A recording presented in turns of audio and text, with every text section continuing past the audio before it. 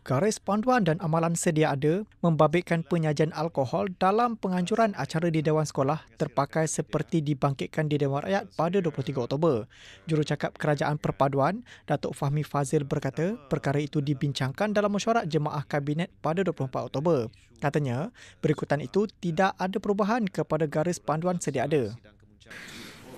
Pertama, dalam mesyuarat Jemaah Menteri pada hari ini ada dibincangkan mengenai isu sekolah dan penganjuran acara yang ada menyajikan minuman beralkohol.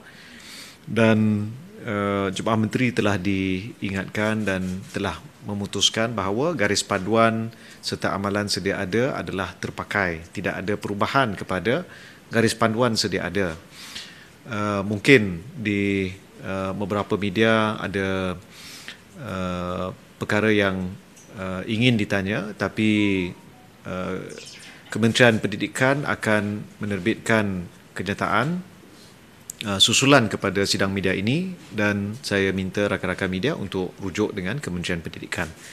Beliau berkata demikian pada sidang media mingguan pasca mesyuarat Jemaah Menteri di Putrajaya pada 24 Oktober. Fahmi bagaimanapun tidak menjelaskan apa garis panduan berkenaan. Semalam, Perdana Menteri Datuk Seri Anwar Ibrahim ketika waktu pertanyaan-pertanyaan menteri di Dewan Rakyat membidas aktiviti pesta arak dalam kawasan sebuah sekolah menengah kebangsaan di Ipoh pada 27 September lalu. Ditanya mengenai laporan sebuah akhbar berbahasa Cina bahawa garis panduan itu tidak terpakai di sekolah jenis kebangsaan Cina, justru mereka boleh menyajikan alkohol dalam acara yang dianjurkan di fasiliti sekolah, Fahmi tetap merujuk kepada garis panduan berkenaan.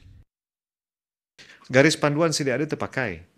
Jadi segala amalan dan peraturan adalah terpakai. Jadi Jemaah Menteri maklumkan bahawa bagi sesetengah sekolah jenis kebangsaan Cina, ada yang mendapat bantuan penuh, ada yang beberapa fasiliti dibangunkan dan dijaga oleh LPS, Lembaga Pengelola Sekolah, ataupun telah dibangunkan oleh pihak swasta. Jadi ada beberapa perkara yang terpakai khusus untuk sekolah-sekolah Cina.